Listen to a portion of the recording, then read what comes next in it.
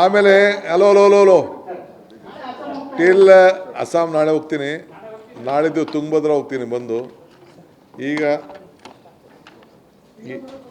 ತುಂಗಭದ್ರಾ ಹೋಗ್ತೀನಿ, ಈಗ ಕೆಲವು ಜಾಗಗಳಿಗೆ ಇನಾಗ್ರೇಟ್ ಮಾಡೋಕ್ಕೆ ಹೋಗ್ತೀನಿ, ಊಟನೂ ಮಾಡಬೇಕು. ನಿಮಗೆ ಈ ರಾಜಕೀಯ ಬಿಟ್ಟರೆ ಇನ್ನೇನಿಲ್ಲ, ಇದಕ್ಕೆಲ್ಲ ಮುಹೂರ್ತ ಇದೆ ಬಿಡ್ರಪ್ಪ, ತಲೆ ಕೆಡಿಸ್ಕೋಬೇಡಿ. ಕುಮಾರಸ್ವಾಮಿ ಅವರು 8,000 ಅಡಿ ಕೊಡ್ತೀನಿ ಅಂತ ಹೇಳಿದ್ರು. ನಾನು 9,640 ಅಡಿ. ಆಲ್ಮೋಸ್ಟ್ ಡೆವಲಪ್ಡ್ ಲ್ಯಾಂಡಲ್ಲಿ ಎಷ್ಟು ಬರ್ತದೆ ಅಂತ ಮುಖ್ಯ. ಅಲ್ಲಿ ದೊಡ್ಡ ದೊಡ್ಡ ರೋಡ್ ಮಾಡಬೇಕು. ಆಮೇಲೆ ಒಂದು ವಿಶೇಷ ಅಂತಂದರೆ, ಈ ಲ್ಯಾಂಡು ನಮ್ಮ ಬಿಡದಿ ಮಾಲೀಕರಿಗೆ ಅವ್ರಿಗೆಲ್ಲ ಒಂದು ಲಾಟ್ರಿ ಬಂದಂಗೆ. ಅವ್ರು ಯಾರು ಮಾರ್ಕೊಳ್ಳೋಕ್ಕೆ ಅವಕಾಶ ಇಲ್ಲ. ಈ ಸಣ್ಣ ಸಣ್ಣ ಸೈಟ್ ಮಾಡೋದಿಲ್ಲ. ಸಣ್ಣ ಸಣ್ಣ ಸೈಟು 30, 40, 60, 40 ಸೈಟ್ ಅವೆಲ್ಲ ಮಾಡೋಕ್ಕೆ ಹೋಗೋದಿಲ್ಲ. ಅವರು 1 ಎಕರೆ ಕಳ್ಕೊಂಡಿರೋ ಅವನಿಗೆ ಒಂದೇ ಕಡೆ 9,600 ಅಡಿ ಏನು ಬರ್ತದೆ, ಒಂದೇ ಇದರಲ್ಲಿ ದೊಡ್ಡ ರೋಡಲ್ಲಿ ಕೊಡ್ತೀವಿ. ಅವನು ಇನ್ನೊಂದು ಅವಕಾಶ ಇದೆ ಲ್ಯಾಂಡ್ ಓನರ್ಗೆ, ಇನ್ನೊಂದು ಲಾಟ್ರಿ ಏನಂದರೆ 0.6 ಟೈಮ್ ಅಲ್ಲೇನು FIR ಇದೆ ಆ FIRನ ಆ್ಯಡ್ ಮಾಡ್ಕೊಳ್ಳೋಕ್ಕೆ ಅವಕಾಶ ಇದೆ.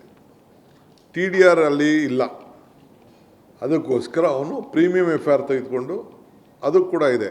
ಸೊ ಅವನಿಗೆ ಭಾಳ ಜನ ರೈತರು ಯಾರು ದುಡ್ಡು ತೊಗೊಳಕ್ಕೆ ಹೋಗೋದಿಲ್ಲ. ನನ್ನ ಪ್ರಕಾರ ಅವ್ರ ಆಸ್ತಿ ಉಳಿಸ್ಕೊಳ್ಳೋಕೆ ನೋಡ್ತಾರೆ. ಅವ್ರಿಗೊಂದು ಹೊಸ ಮಾಡರ್ನ್ ಸಿಟಿ ಅದು ಬೆಂಗಳೂರು ದಕ್ಷಿಣದಲ್ಲಿ ಪ್ರಾರಂಭ ಆಗ್ತದೆ. ನಾನು ಕೂಡ ಎಲ್ಲ ಭೂಮಿ ಮಾಲೀಕರಿಗೆ ಹೇಳ್ತೀನಿ, ನನ್ನ ಮೇಲೆ ವಿಶ್ವಾಸ ಇಟ್ಟಿದ್ದೀರಿ, ನಿಮ್ಮ ಆಸ್ತಿಗಳನ್ನ ಮಾರ್ಕೊಳ್ಳೋಕ್ಕೆ ಹೋಗ್ಬಿಡಿ ಅಷ್ಟೇ ನಾ ಕೇಳೋದು.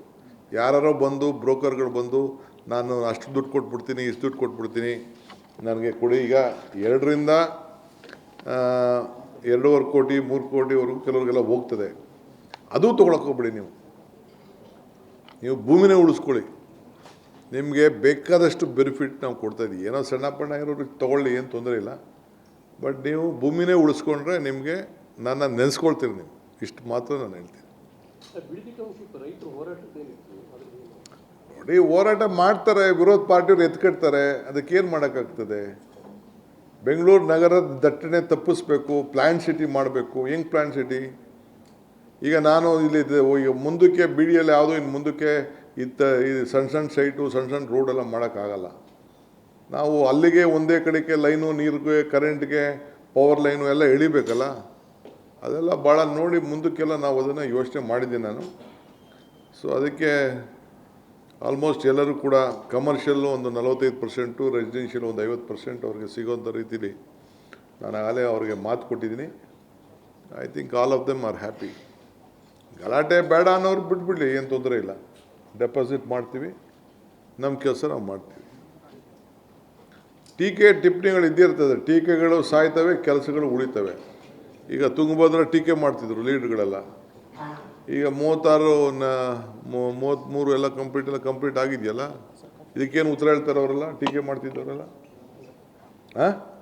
ಗೇಟ್ಗಳು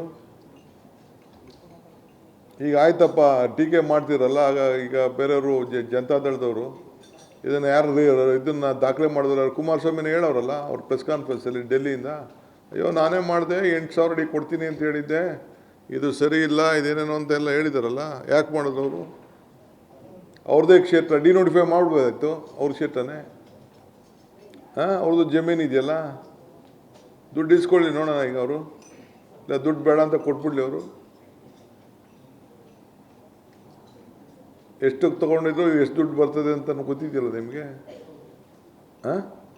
ಅವ್ರ ಸೇಲ್ ಡೇಟ್ ತೆಗೆದು ನೋಡಿ.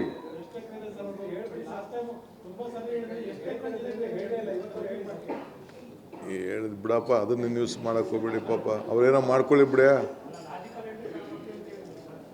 ಒಳ್ಳೆ ಲಾಟ್ರಿ ಬರ್ತಾ ಇದೆ ಅವ್ರಿಗಷ್ಟೇ.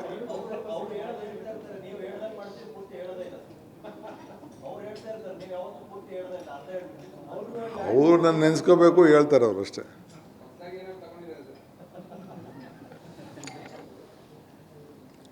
ಅವ್ರು ನನಗೆ ದುಡ್ಡು ಕೊಡಿ ಅಂತ ಹೇಳೋರು, ಬೇರೆಯವ್ರು ಕೊಡೋಕ್ಕೆ ಹೋಗ್ಬಿಡಿ. ಅವ್ರು ಯಾರಿಗೋ GPay ಕೊಟ್ಬಿಟ್ಟಿದ್ರು, ಇನ್ನು ಹೆಚ್ಚು ಕಮ್ಮಿ ಆಗೋಯ್ತದಿಂದ ನನಗೆ. ಅದಕ್ಕೆ ನಾನು ಹೇಳಿದ್ದೀನಿ ಪಾಪ ಲ್ಯಾಂಡ್ನವ್ರಿಗೆ